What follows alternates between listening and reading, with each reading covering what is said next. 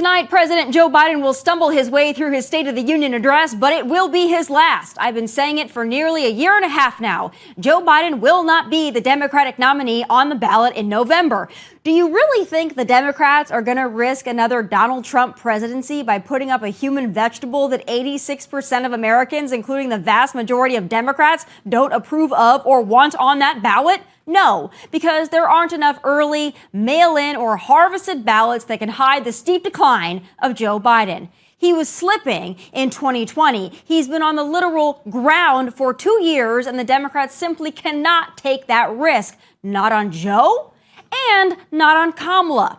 I know a lot of folks rightfully point out the Democrats have boxed themselves in with Kamala. If not Joe, they just have to go with Kamala due to her box checking of being a black female. You're not wrong. They did pigeonhole themselves into that predicament, but you're forgetting one very important variable here.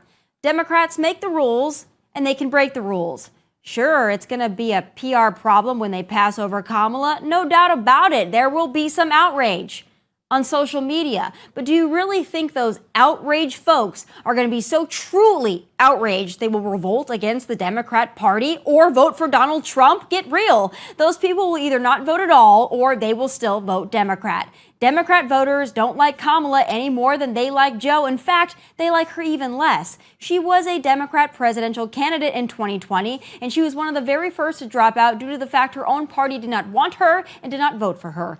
Spoiler alert, she hasn't gotten any more popular since then.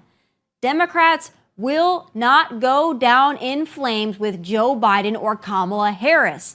But how are they going to do it? How are they going to jury rig this mess together? How are they going to dump Joe and Kamala in time for the November election? And will August Democratic National Convention in Chicago be more of a performative bloodbath than the WWE SummerSlam? Well, here to break down how it's all going to go down is former White House press secretary and host of the Sean Spicer Show, Sean Spicer. Sean, I know you're a self-proclaimed nerd about all of this, so I want to get into the logistics because a lot of people say it's going to go down at the convention, but they don't really know how it's going to go down at the convention. So you got to walk us through what's going to happen in your vision. Yeah, I got to say, first of all, I always love the fact that you never leave any question to where you stand on the table. It's Tomi Lahren lets you know every time. That's why I love the show. Look, on the Republican side, it's pretty easy. Rule 9 of the Republican National Committee rules make it clear that if there's a vacancy, the RNC can fill it. That's the job of the governing body, frankly. And the Dems have a similar process. It's a little different. And this gets to your point. There's 3 stages, if you will. There's the before, the during, and the after. And so Joe Biden, like Donald Trump, is accumulating delegates right now. Those are his delegates. If he were to, so if we look at it on the Republican side, because everyone keeps talking about, why did someone stay in the race or why didn't they? It's not like the second place person gets anything. Those are still bound to that person. What does that mean? They're almost like theirs. They own them, if you will. And so they go to that convention until they become unbound. Well, how do they become unbound? 2 ways, basically. One is either you drop out as a candidate or you would die. I mean, to be not callous, but to be blunt. That's the only way that would work. So they can't be taken away from you. There's no mechanism in the rules to say, hey, we don't like you. You did this following. You were a bad boy or a bad girl. And we don't, it's if you win the delegates, they're yours to keep. And as I said, on the Republican side, Rule 9 says, hey, once you become the nominee on the Republican side, if you were to vacate that for any reason, then the committee would reconstitute itself, use the votes per state, meaning the national committee man, woman, and chairman from every state would get the number of delegates cast to that state to vote for who the new nominee would be. But when I say before, during, and after, it's if you think about Biden or Trump, if it's before, let's say Trump or Biden before the convention dropped out, they still own those delegates. They can unbind them, which means they can say, okay, you are my delegate, I free you. But it would still then go to the convention. On the Republican side, it takes 1,215 delegates to become the nominee. So when they go on the Republican side to Milwaukee, then the delegates would vote. And frankly, Tommy, the thing that's funny, is prior to 1972, this is how it did work. There were some primaries, but they were almost like beauty contests is the way they're referred to sometimes in politics. They didn't matter. It was just a way of showing your political strength and fortitude, but it didn't count for anything. And the delegates always were the final say. And frankly, that's how it's set up to be. So if Biden or Kamala dropped out, it would then be up to the delegates to select that replacement. After the convention, then it's up to the DNC and the RNC. And one of the things that, to your point during my intro, yes, I'm a political nerd. There's two things that happen at a convention. Everybody pays attention to the first one, which is the nominating of the president and the vice president. The other thing that happens is it reconstitutes each of those conventions, the RNC and the DNC, as the governing bodies, meaning that for the 4 years that intervene between conventions, the delegates of the party, of the movement, have given the authority to these two bodies, the RNC and the DNC, to conduct business on their behalf until the next convention. So once the convention is gavelled down, they then have the complete authority to replace anybody if they were to drop out or pass away. Unfortunately, that's a very realistic problem that one candidate faces. You know, some could say the other candidate, because of his age, might face that, but I think it's much more probable for the other. I'll let the audience figure out which one I'm talking about. They can come to their own conclusion on that one. But when we get to this convention, right? So I believe it's not going to happen before the convention. Joe Biden is going to cling on. And I think that the DNC, the Democrat Party, I think that they are very well aware that Joe Biden is going to cling on. I believe that's part of the plan. They don't want him to step aside now.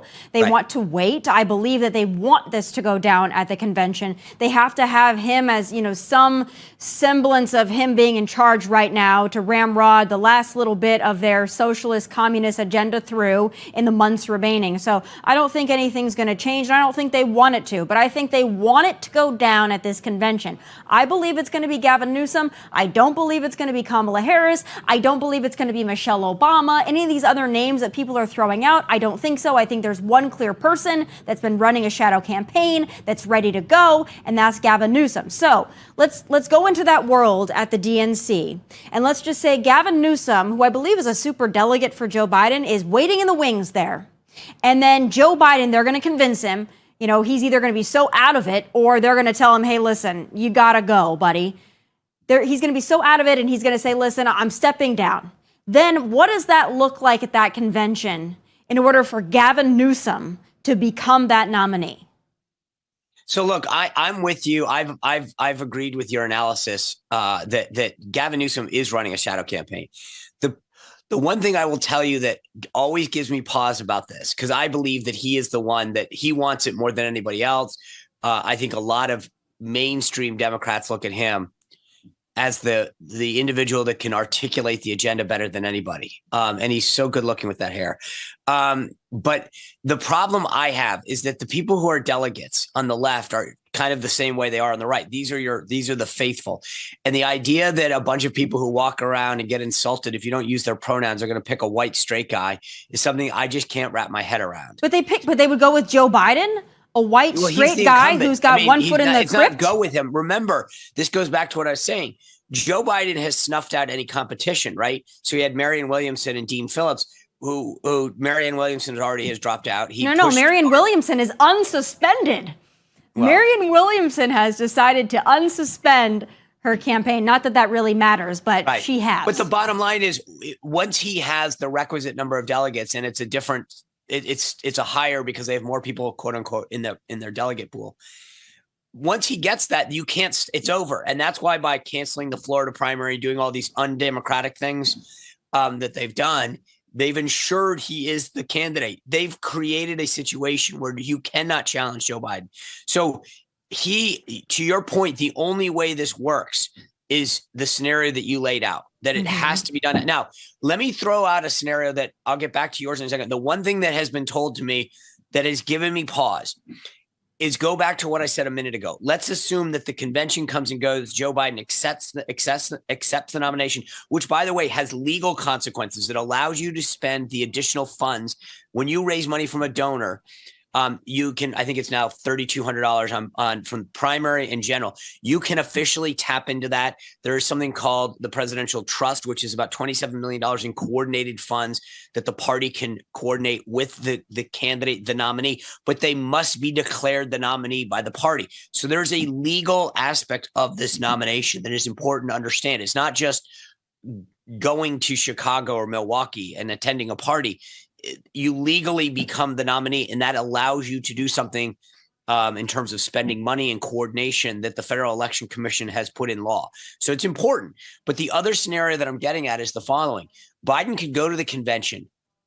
He could accept the nomination and then say a week later or 2 weeks later, say, I have decided that I'm going to step down. And then it throws to what I was saying before, the DNC members, a much smaller pool, a much more loyal group of people to Joe Biden. And he says, I'm going to step down and here's how I want this to go. Now, that's how I actually am starting to believe that, because here's what I'll tell you before I get back to your scenario. It gives him the ability to put his legacy on this and say, I helped elevate X, Y, or Z, this person. If it goes down at the convention, if he says, I can't do this anymore, there was a flight of stairs, I just couldn't get up them, and he can't become the nominee, he doesn't accept the nomination, the delegates would literally hash it out. It would get thrown to the floor and they would start a series of votes. And those votes would go, it would be a series of roll call votes. Someone's name would get put into nomination. They would ask for a second, et cetera, et cetera. And then they would just start doing roll call votes by the states. And until somebody hit the requisite number of delegates, so you would go, down the states, Alabama, Arkansas, Alaska, and they would read off their talent. The state of Alaska hereby allocates its 100 delegates, 33 to Gavin Newsom, 22 to Kamala Harris. 4 to Pete Buttigieg, whatever. And they would keep doing roll call votes until somebody hit the threshold. Once you hit the threshold, boom, you'd become the nominee, and that's it. And then you get all of the legal trappings of becoming the nominee of the party. So if it goes down at the convention, it gets thrown to the delegates. And it's like, again, if you go back pre-1972, or you go back and look at Chicago, the last time the Dems had this, that wasn't a pretty scene. That's what happened the day after the convention, after you have a nominee. If that nominee were to step down or relinquish the nomination at that point, then the universe, as I said, becomes very small and controllable. It's the DNC or the RNC. The RNC is only 168 members. The DNC is closer to 1,000. And now suddenly, and those people are usually much more loyal to the incumbent. So the reason I say I've started to question that maybe that's the scenario is that Biden can say, I really want to control this more than allowing the delegates to pick. Well, I think two things here. I think that Joe Biden doesn't have as much control over the Democrat Party as Joe Biden thinks he has over the Democrat Party. If this were a Republican scenario, how long did it take us to pick a Speaker of the House, and how many times did it take us to get one that stuck? And maybe they'll still get rid of him. Who knows? On the Republican side, it would be a nightmare.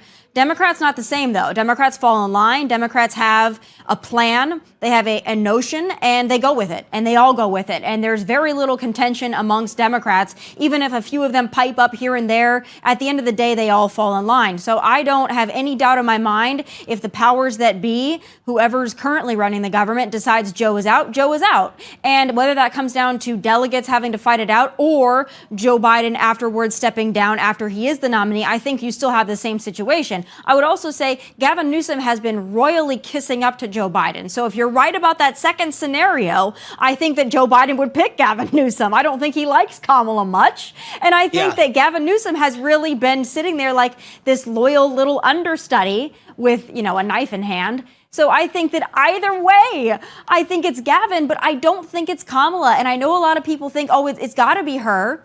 I just don't see a world where that's possible. And I know that they say, they got to pick a black woman, all this stuff. They make up their own rules. Nothing. There's a couple things. And again, I go back and forth. I feel like sometimes I feel like a ping pong ball because I have a hard time. Joe Biden's entire administration has been identity politics. It's not about qualification. It's about whether you're a left-handed, one-eyed, black, gay person that uses four pronouns. I mean, that's like, look at how many boxes we checked. And I can't, for the life of me, get my head around the fact that you then would hand something off to a straight white guy. That's where I can't. Every single thing that they have done is identity politics for 4 years. I get it. I look at Gavin Newsom and I'm going, that's the guy I'd pick.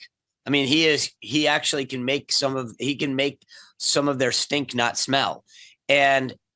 But I think we think too rationally about this. Who would be good?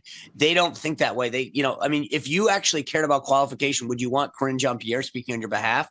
I don't think so. Would you want Kamala Harris being your number two? I don't think so.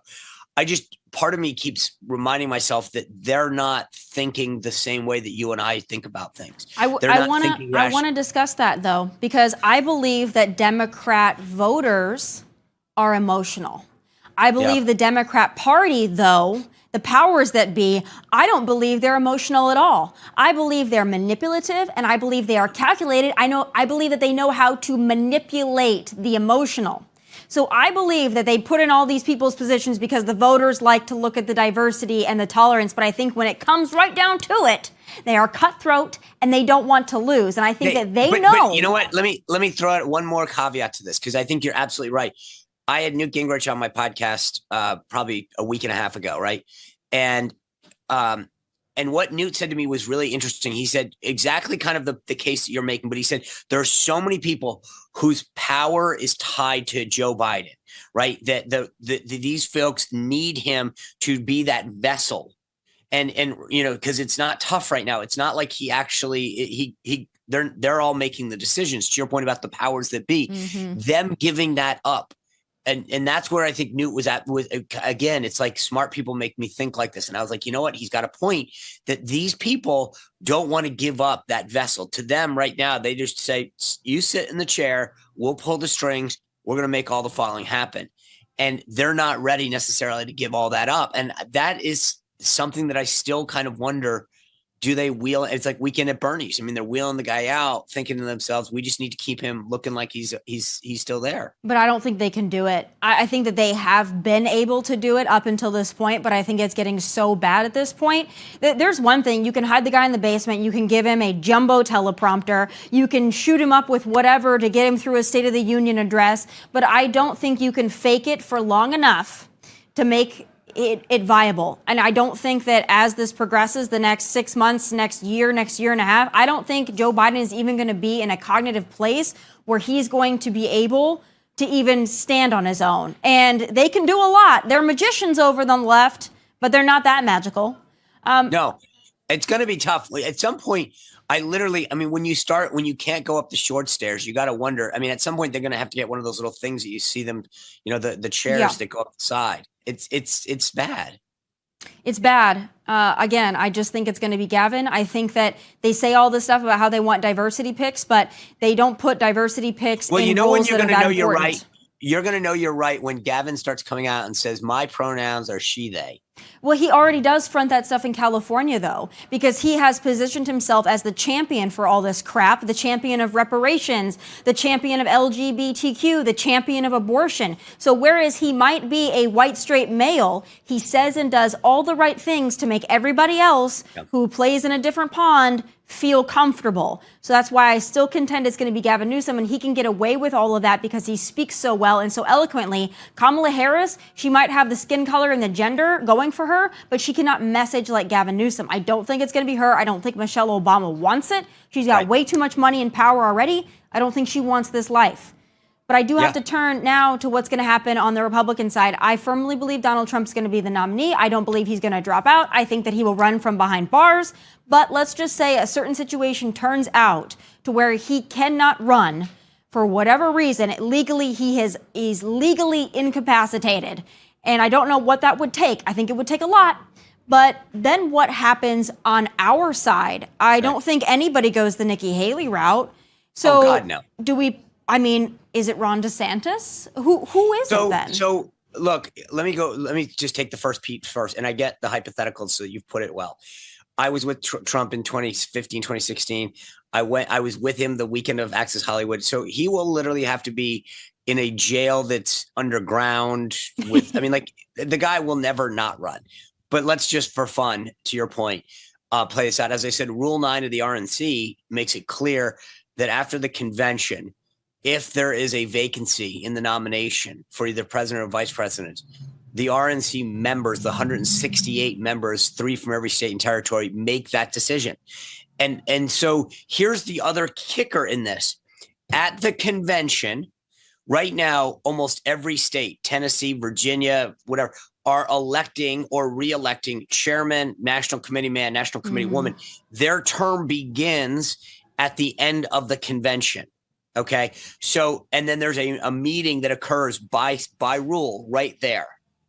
So I say that because Trump right now is weighing into a lot of states and making his picks known for who he wants as, the committee man or committee woman from, pick a state. And so you will have a much more MAGA friendly RNC of the 168 members. So to your point about who would they pick?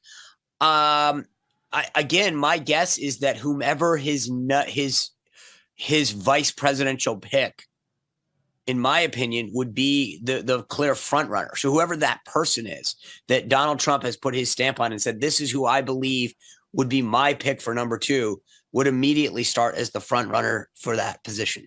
See, I think that would get incredibly tricky. I don't think we're ever going to come to this point, by the way. I really do believe Donald Trump's going to be on the ballot. But, stranger things have happened in this country with the way everything's going, unfortunately. But I just don't believe whoever he picks as his VP, I don't think that person is going to have enough of a presence to win in a national election and be that top person on that ticket. So I think part of this depends on the hypothetical that we're playing out. If the hypothetical is he was somehow lost at sea, I don't want to use, because right where he couldn't communicate, then I think that's a very different scenario, and I would agree with you on that front. If he were able to communicate, he was just detained somewhere or something, and he made his wishes known, that RNC, as I said, is going to be a lot more friendly and loyal to him because many of the 168 members will have just gotten elected because and with him. So therefore, they're going to say, hey, if this is who he says is the person, I'm going with him.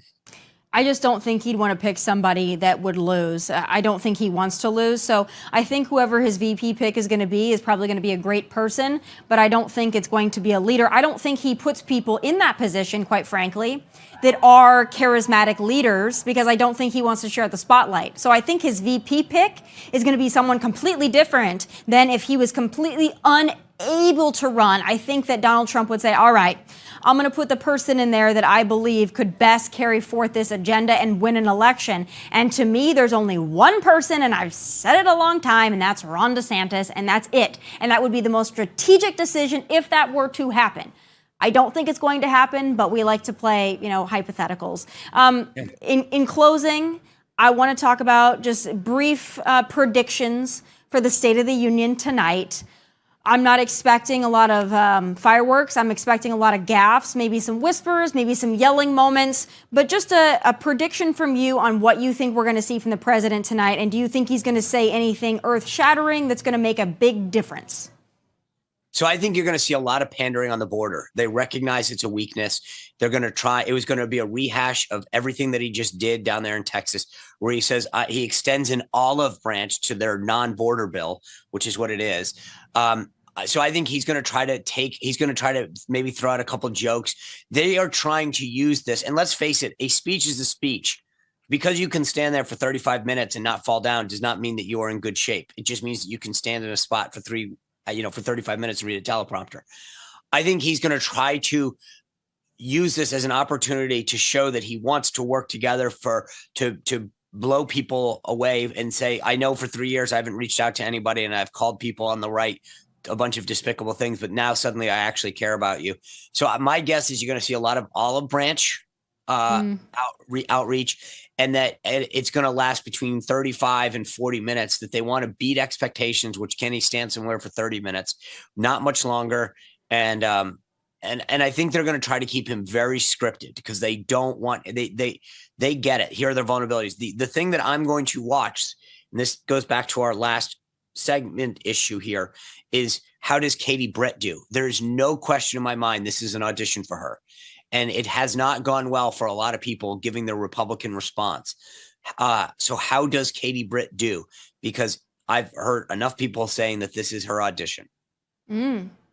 Well, it's going to be very interesting to see if Joe can just make it through.